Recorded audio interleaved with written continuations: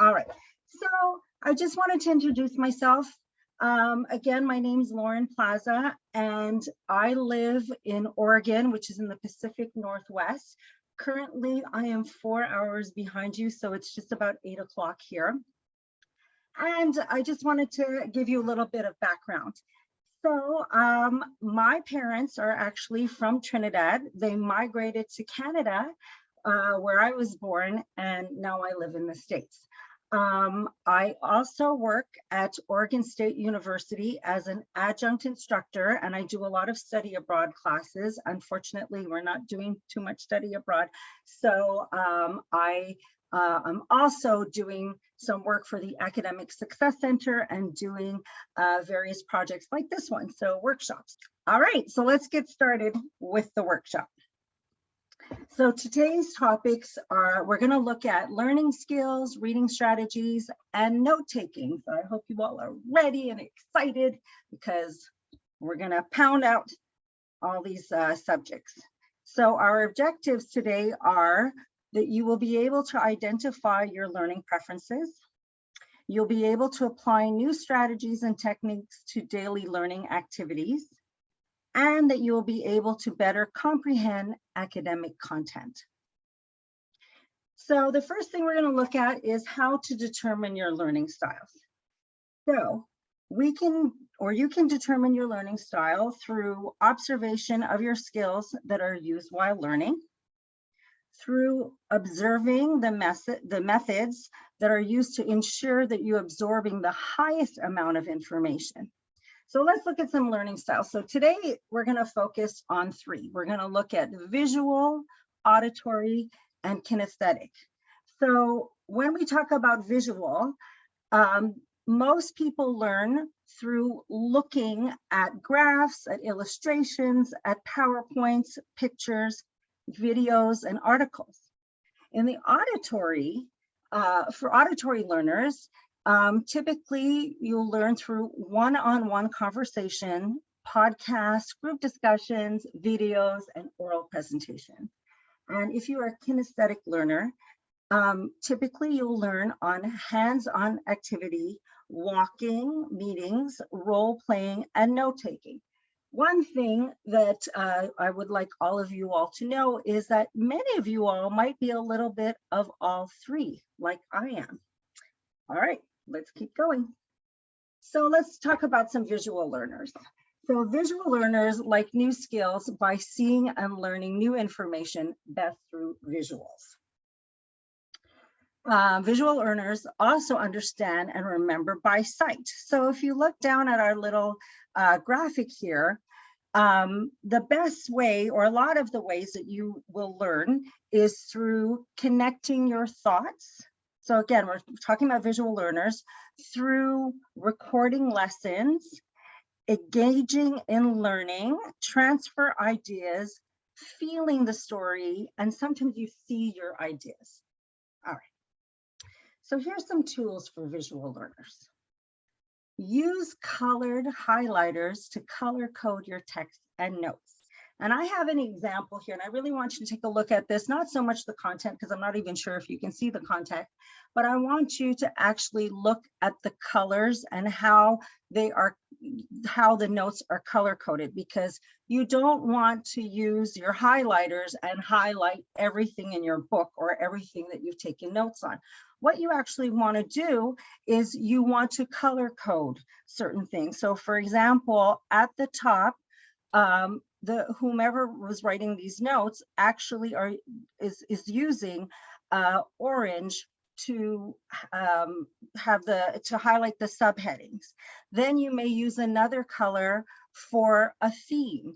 You may use another color for dates. And if you keep these consistent, then your notes will be consistent and easier to read. So that when you do go to revise and you flip back and you're looking for a date, you'll know, oh, all my dates are in pink, or I'm looking for a certain theme and that's in yellow. So it's really important to color code your various topics, okay? So another way to remember things for visual learners is to take photographs. And here's one of me. Again, this will help you to remember. Sometimes you can be in class and you may think that, oh, the professor's slide is maybe a little too complicated or it resonates with me. I'm going to take a photograph of that. So please take photographs as well. Okay, here's some more tools for visual learners. So use study cards and flashcards. So how many people use study cards or flashcards? Let me see a show of hands. Yes, good. All right, so in case you don't, typically what you would do is you will put the question on the front side and then the answer on the back side. And this is a great visual for you to learn. You can mix them up so they're in different orders. You can have a friend help you and quiz you. And this is also a great visual way of learning. You can also, of course, use your notebooks to make notes, to draw pictures, to color code. And you can make lists. So again, make lists of things that are really important in your readings, right? Or if you're in class, make sure that when your professor says this is important, that's on your list. Because typically if a professor says this is important, it's probably going to be on your exam. All right, tools for visual learners. So we're going to talk about some charts, diagrams, and mapping. So charts are really great for visual learners because you can actually see what you're trying to convey. So a chart is a graphical presentation. Hold on for a second, I've got to move you all over because I can't see my notes. Oop. I can't do that. So it's a graphical representation or a visualization where data is represented. And a chart is, we use symbols, right? So charts are symbols and it's intended to make the information more understandable, right? Then we have a diagram. So a diagram is a simplified drawing that will show exactly what you are trying to convey or what you're trying to memorize. I need to take a pause here because this is not working. Okay, let's carry on. I have something blocking my notes. Okay, so tools for visual learners, charts, diagrams, and mapping. So has anybody ever heard of mind mapping? Yes, good. All right, so mind mapping was, it is an easy way to brainstorm organically without having to worry about your thoughts, putting them in a linear equation, and you can just sort of put down your main idea. So what we have here is you'll put it in the middle and then you'll start to add to your idea, right? So visual learners can do this, kinesthetic learners can do this, auditory learners can do this. So I'm going to give you a couple of examples. So let's say, for example, you were working on, excuse me, a project about health. So right in the middle, you've got health. But then you start thinking about, oh, okay, what comes next? What's the next thing that's really important when I think of health? Well, maybe sleep and stress or exercise and diet. So then you're going to make another branch. And then, so let's look at exercise, for example. So in your exercise, what's important when you exercise? Well, you need to warm up. You need to be flexible. Maybe what am I going to do when I'm exercising? Maybe I'm going to ride a bike. Maybe I'm going to lift weights. Maybe I'm going to do Zumba. So again, mind mapping starts off with your main thought, and then you start branching out. And it's a really great visual in that you don't have to actually think about the next. You need to think about the next step, but not in a linear way. You can just start throwing things around and then put it together, and that becomes a really good way for you to remember things. And then I was looking around and I thought, oh, if you want to go on vacation, you can also do a mind map. So let's say you wanted to go to the United Kingdom. Well, where are you going to go? Maybe you'll visit London, and then the next row is what you're going to do, and maybe you can add, or where you're going to see, and then the next row could be what you're going to do. So mind mapping is really great to plan things out. That's pretty much what you're doing. You're planning out, and then you've got this visual to review. All right, so let's talk a little bit about auditory learners. So auditory learners learn best through the use of verbal communication and lectures. And they also prefer listening to a lecture over reading a textbook. They also prefer hearing the instructions for a project instead of figuring it out. So here's some tools for auditory lectures. Sorry, for the first thing that came to my mind was recording lectures. But before you record a lecture, you need to make sure that it's okay with your professor or your instructor. Okay, this will help you to recall because you can go back and listen to your recording. All right, and again, these days, we're actually doing a lot of lectures on Zoom, right? So again, make sure it's okay with your instructor and then go ahead and record. Or you can ask your instructor if they can send you the recording or send you the link. Verbally ask open-ended questions and hear answers. So let's talk about open-ended question. An open-ended question is a question that doesn't have a yes or no answer. So, for example, you can ask, when you ask somebody, how are you today? Hopefully they just won't say fine. Hopefully they'll actually tell you how they're feeling today. Fine would be a closed-ended question. Explaining how they're doing today is your open-ended question. So when you are in class, you want to ask open-ended questions. All right. So some of them, you can start off with the what, who, where, when, how, and why. There we go. All right, here's some more tools for auditory learners. Read aloud. Find a study buddy so that you can both converse and talk about what you're reading and what you're learning, and maybe you can learn from each other. And participate, of course, in discussions. Always participate in discussions. All right, so let's talk about kinesthetic learners. So kinesthetic learners learn best when they take a hands-on approach to learning. They absorb information best through touch, movement, and motion. So kinesthetic learners also take breaks and move around during your breaks, which is very important. And I actually recommend this to everybody. After you have done a little bit of studying, typically 25 to 30 minutes, I recommend that you take a break and you reward yourself. So while you're studying, make sure that you don't have anything to distract you. And then when you take your break, you can check your Facebook, TikTok, Instagram, whatever you're on these days. Give yourself a time limit, maybe 2 or 3 minutes, and then back to studying.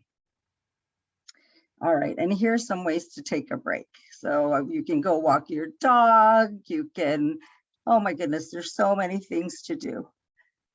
Okay.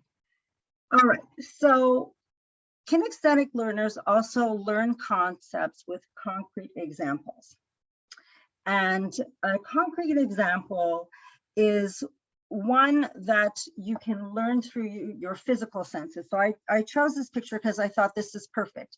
Here are people actually they've already studied the theory about how to land a helicopter, but they're actually using their hands and their body to show how to land this helicopter. So again, with kinesthetic learners, you want to be able to use physical objects or your body to actually remember things and learn things, and we'll keep going.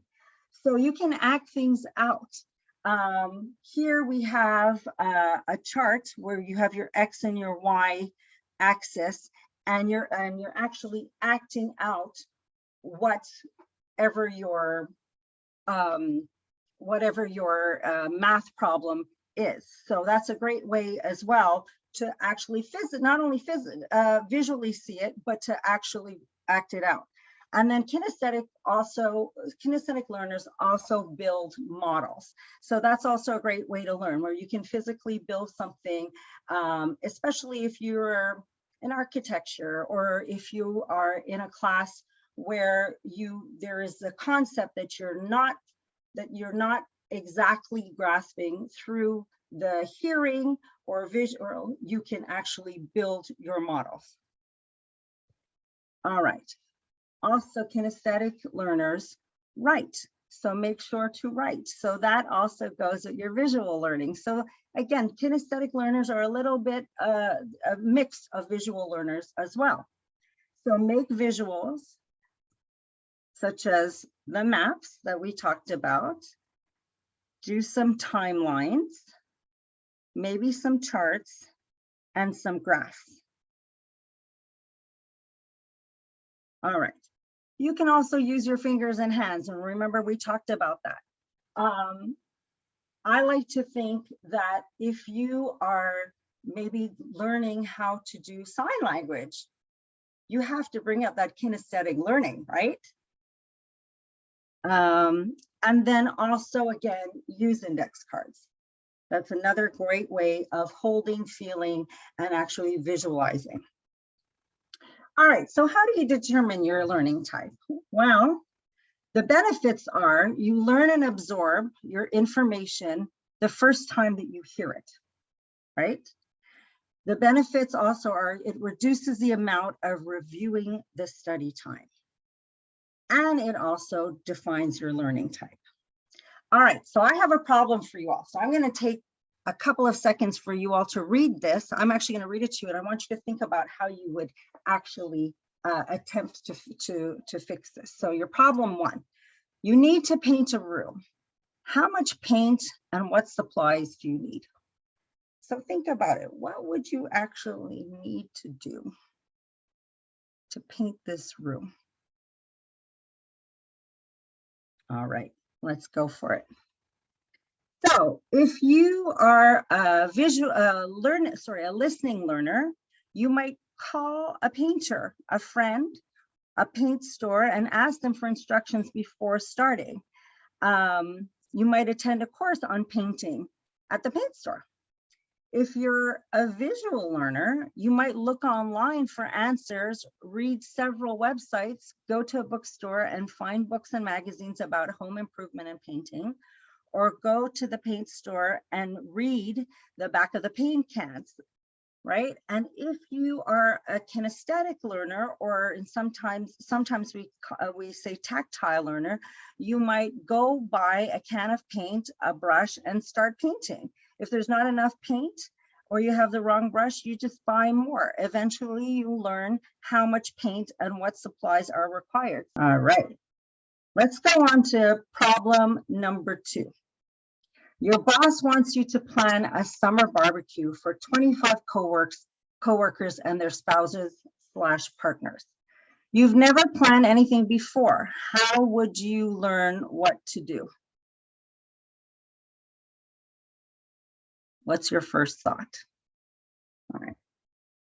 Let's see what the options are and think about what resonates with you. Well, if you are a listening learner, you might call a friend who throws great parties and cry help. Attend an upcoming party and ask the host lots of questions. Call a party planner in the phone book and try to squeeze some tips out of them. Maybe even attend a class on event planning. Does that resonate with anybody? If you are a visual learner, you might search for party planning tips through internet search engines. Look for books about caring, event planning, and party games at the library.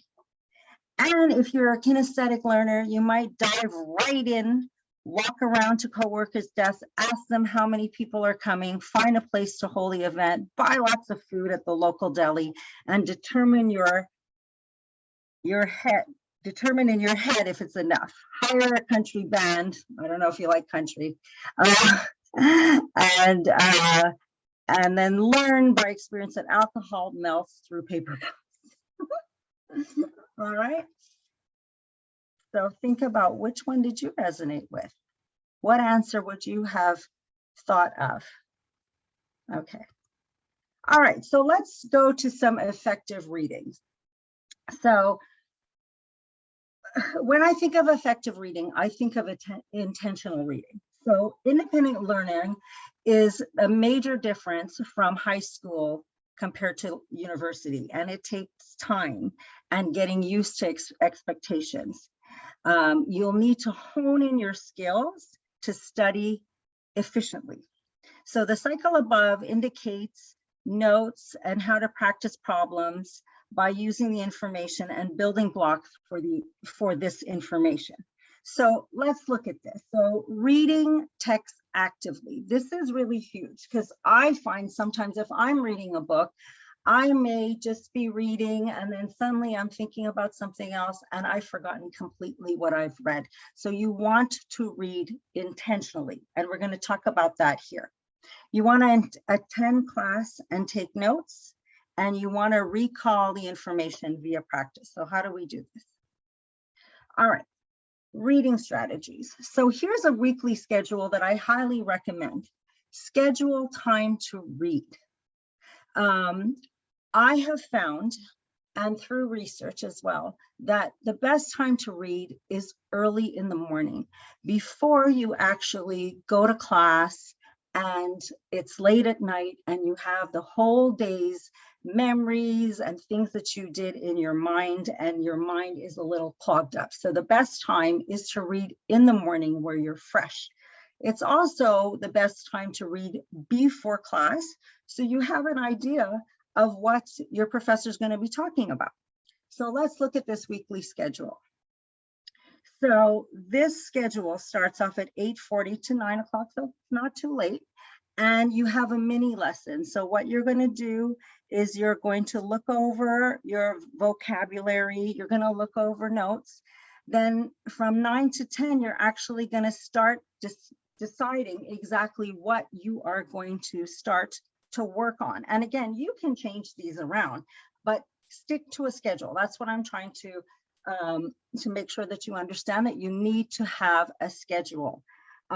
Reading, especially when you're in university, is not something that you want to put off. You want to be able to know what your professor's talking about before you actually go to class. All right.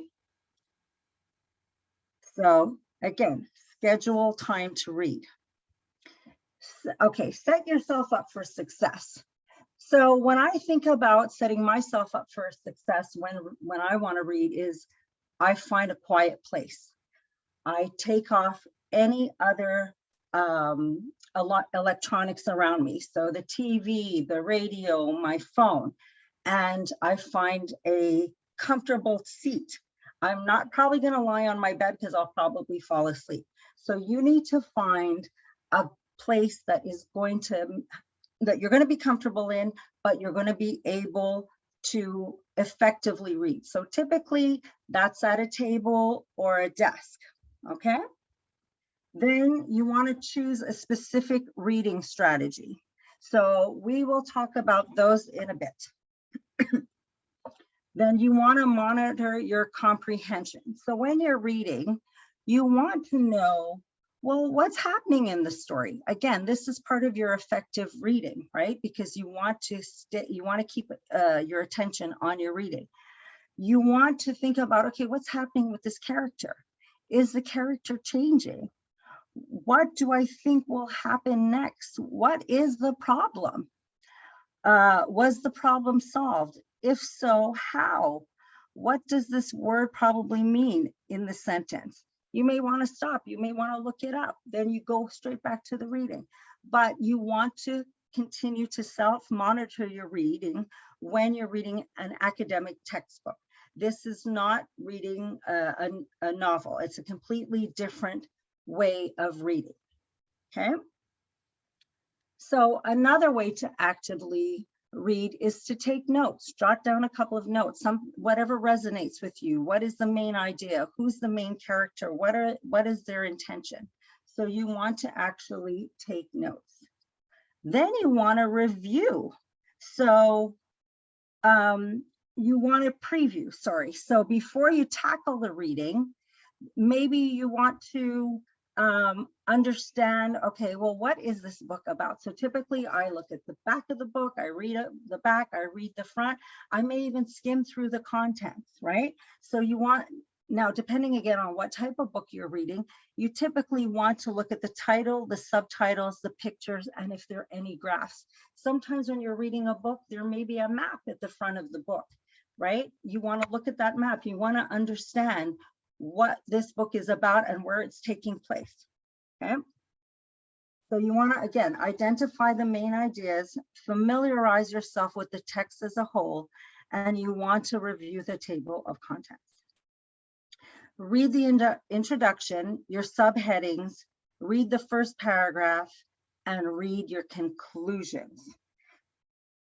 All right, so let's talk about a strategy to read. So one is called the preview, read, recall strategy. So when you read, you want to set realistic goals, okay?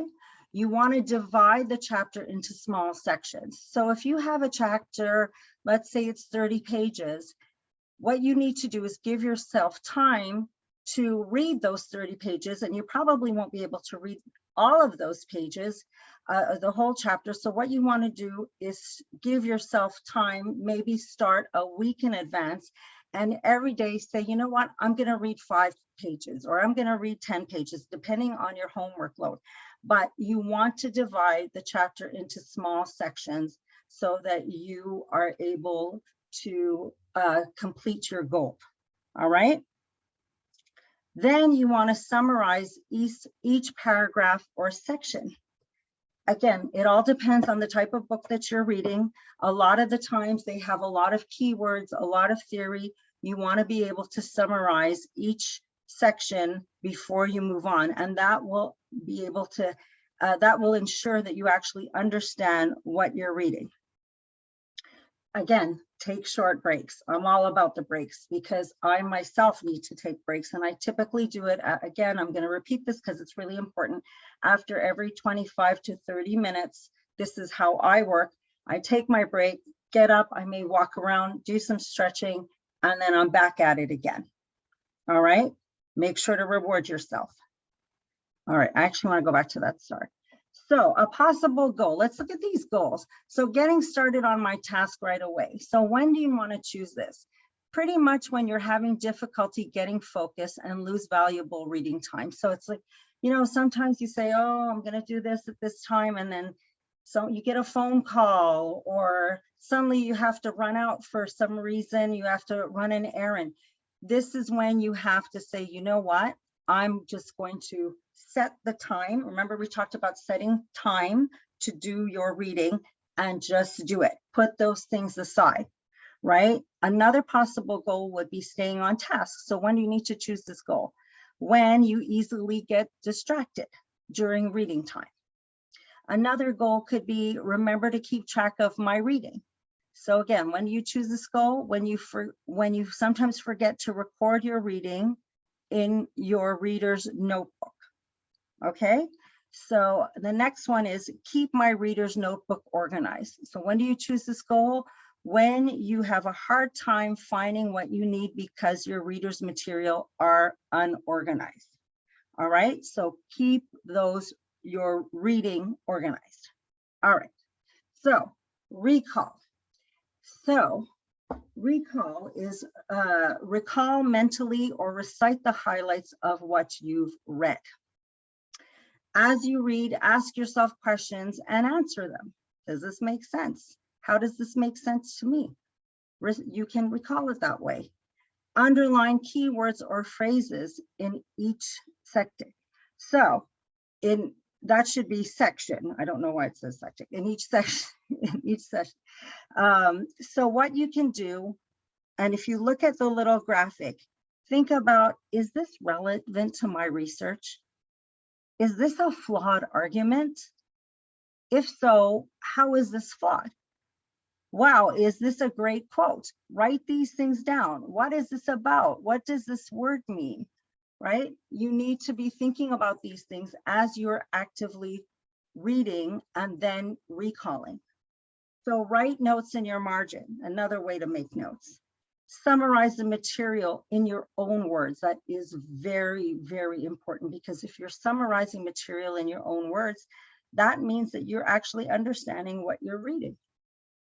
All right, quickly, another way, another method is the SQ4R, and you may see SQ3R, SQ5R, but I've decided to work on the SQ4R. And that really is to survey your reading, to question what you're reading, to read, to recite, relate, and review. And this method was created quite a few years ago, but it still is very effective. So the SQ4R reading method. So how it works: before you read, you survey the chapter, okay? So you're going to look at the title, the headings, and subheadings. So I know we covered this a little bit before, but let's really get into it. You're going to look at the captions under pictures, charts, graphs, and maps. Review the chapter questions and study the guides. Look at the introductory and concluding paragraphs. Typically, I do that when I'm starting a chapter, especially if it's an academic chapter. I'll read the introduction and the conclusion to have an idea of, okay, what are we starting with and where are we going to end? And then your chapter summary, and then you'll get an overview of the chapter's content. So let's delve into this a little bit more. So the first one is survey. So you take about 3 to 5 minutes to skim or survey the reading. Write down all major headings, subheadings, topics, and other key points. And when you do that, that's going to give you the outline of your note taking. Okay. All right, then you're going to question. So based on what you saw while surveying, write down any broad questions you have about the text. All right, so you're surveying your text and I'm not too sure about that. Let me write this down. And while you're reading, when you get the answer, you're going to write down your answer. All right, so before reading, look at the title. We talked about this, the blurb and the pictures. What type of text is it? What is the author's purpose of writing the text? Predict what might happen in the text. Predict words and phrases you might find in the text. Predict questions that it might answer. All right, I like that little picture of a woman totally engulfed with her books. Okay, so while you're reading, now actually read the text section by section. Keep an eye out for the answers to your questions from the previous step. Okay, so read and think actively. So again, you're going to look for main ideas and supporting details. Use outlining, underlining, and test marking skills. And that could be, again, with your highlighters. Read to answer questions that were raised in the question step. So read carefully all of the underline, italicized, and bold-faced words or phrases. Those are really, really, really important. Okay. All right, I'm just going to, okay.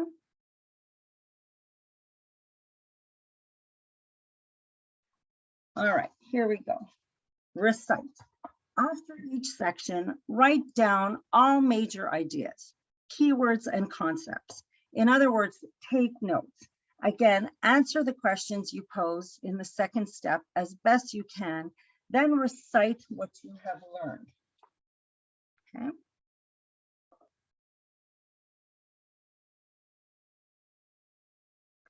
So now relate. As a trick to enhance memorization, try to keep personal connections to what you just read. So can you relate to any of these topics discussed? Does the information remind you of anything in your own life? How can you apply these theories, for example, to your own life? All right. Review. When you're finished, reread your notes to increase retention and help with studying. So what I want you to do is after you've written your notes, I want you to go through your notes. Make sure they make sense, because you're going to need these notes to study for your exam, right? You don't want to have to go back and read that book again. You want to be able to look at your notes and say, I have pulled out the main topics, the main themes. I have written the definitions of all the words that have been highlighted or in italics. So I know my stuff. I don't have to go through that book. I'm just going to flip through my notes for this exam. All right, here's some reading tips. So find a quiet place to read. Again, read sitting up with good light. Keep your background noise to a minimum. Keep paper and pen within reach, again, so that you can make your notes.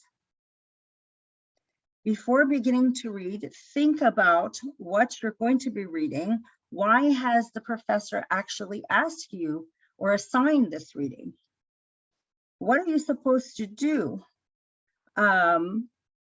with this reading? So survey the reading. What is this reading about? Right? Look at the title, again, the subheadings. I know I'm repeating myself, but this is so very important. Read the introduction and the conclusion. We went through that. Scan the entire reading and then focus on the most interesting or relevant parts to read in detail. Pay attention to when you can skim and when you need to understand every word. Write down as you read. If you get stuck in the reading, think and write about where you're stuck. Record and explore your confusion. Maybe do a mind map.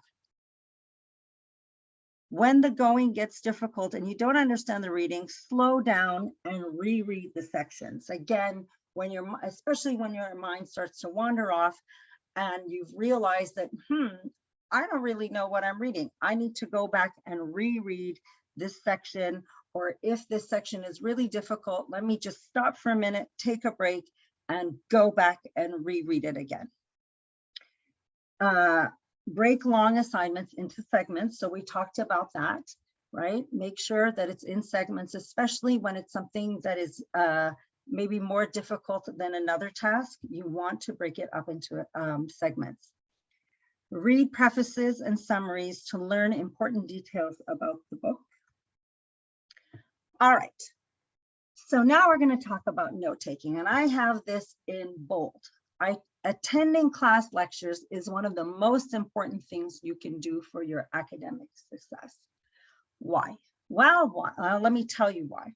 Because you are going to be hearing the professor not only read off the points, but explaining the points. So if you just look at their PowerPoint that they may send to you before class, you're not exactly going to get a good explanation. There may be somebody in class who asks a question that you're not even thinking about that you may need to know the answer to. Or there may be somebody who asks the question that you're thinking about, but you weren't ready to ask, and you may get the answer. So really, attending class lectures is super important. Another thing too, look where you're going to be sitting. If you're sitting in the back of the class, most likely you're going to be distracted.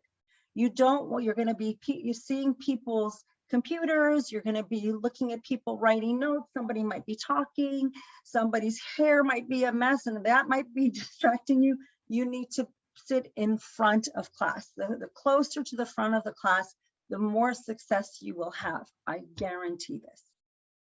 Okay, so there are two types of note-taking. There's surface level note-taking, and that is just writing down the title, writing some keywords, and writing the main point, and maybe the summary. So that's going to tell you what the lecture is about, but that's not going to give you, that's not going to tell you the meat of the lecture. So another way to do that is to take a more meaning-based approach to note-taking, right? So meaning-based note-taking is characterized by thinking and processing what is said. So if you look at these notes, this is an example of meaning-based note-taking. There is a title, there is a subheading, there's a heading, there's a subheading, and then there's point form, right? And the point forms are actually sentences.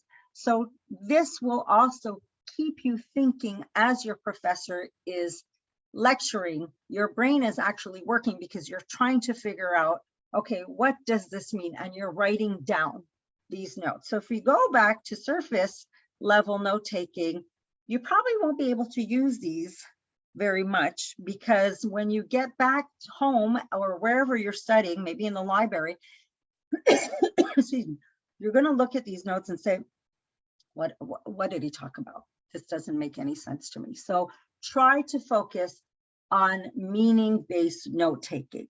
Again, what is the essence of what your professor is talking about, and what is this lecture about? Okay, so how to take notes from textbook. So now we're back home and you're reading your textbook. So the first thing is to reference the page and chapter from the textbook and include the date. Skim through the chapter you want. Again, to summarize, break down the chapter into logical sections. We've talked about this. Here is everything in point form. Summarize each section in your own words, maybe on sticky notes. Then color code. So again, this person says, well, yellow is for key ideas, important concepts, and ideas. The pink is for direct quotes, and they're using blue for vocab concepts with direct definitions. It's really important to color code, because just highlighting a whole bunch of things with one color is really not going to help you learn. Nothing is going to resonate with you if you open your notes and everything's highlighted. So you want to get your note taking and your highlighting organized. Okay, so write in short, concise sentences. Summarize concepts with bullet points. Highlight only important key points. Use symbols to make ideas that stand out. Keep your color scheme simple, no more than 3 colors. Very important. And try to incorporate your lecture notes, but don't repeat yourself, which is what I've been doing. But I want to make sure that everybody is understanding what they need to do throughout this presentation. I want to make sure I'm trying to show you in different ways how to actually take your notes and how to actually actively read. So why do taking notes matter? Because I know a lot of people don't take notes. So let's talk about in-class benefits. So when you're taking notes in class, actively taking notes during class can help you focus and better understand your main concepts. Good note-taking will improve your active listening, comprehension of material, and retention. Taking notes on both synchronous and asynchronous material will help you better remember what you hear and see. So synchronous material is while you are actually listening to your professor, and then asynchronous material is when you have a break and you're writing down your material to help you better remember. Okay, so post class. So this is when you're at home, or again, wherever you choose to study. Good notes are crucial for reviewing and studying class material.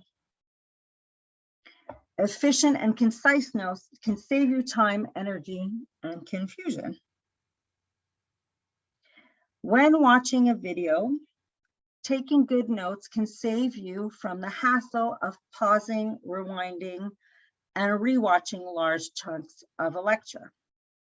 Good notes can provide a great resource for creating outlines and study. All right, so pros and cons of note-taking by hand and note-taking via a digital device, because I know a lot of you all use your computers, and some of you all may still be handwriting. So here, let's look at this. So when you take notes by hand, you have some memory formation. It also stretches or you can also sketch, or create diagrams as visual aids when you're taking notes by hand. So the pros of note-taking by a digital device, so with your computer, would be speed. Also physical convenience, fewer hand cramps, copying and sharing notes with others. All right, so here's some note-taking tips. Prepare your brain for the information. Before you get to class, read your books, read your handouts, watch the video, right? This will allow you to anticipate what's going to happen in class. Print any provided lecture notes and bring them with you, right? Read them and then bring them with you. Pay close attention to the entire lecture. Take notes on assignments and exam information. Revisit your information. What I recommend to you is after you have finished your classes, revisit that information that evening. Do not wait another day or 2 days or 3 days, because you may have to recall everything that you've learned. You want to revisit that information because it's already fresh in your brain. And once you revisit, it will better stick in your brain. Okay, evaluate your note taking. So again, look at your note taking. Is this organized? If it's not, you know what to do now. All right. So if you would like to better understand what your learning styles are, you can go to a site called the Education Planner. And here is the link, and I'm sure our friends at Shoco Wellness will be able to provide you with this link as well, or you can just plug in Education Planner, and you'll be able to take an online 20 questions about to determine what your learning styles are. So with that, I would like you to think about a couple of takeaways and maybe write it in the chat. What did you learn today? What do you think you can use? What methods would you use, sorry. And then, yeah, just drop it in the chat. And if you have any questions, I'm more than happy to answer them now. Thank you so much.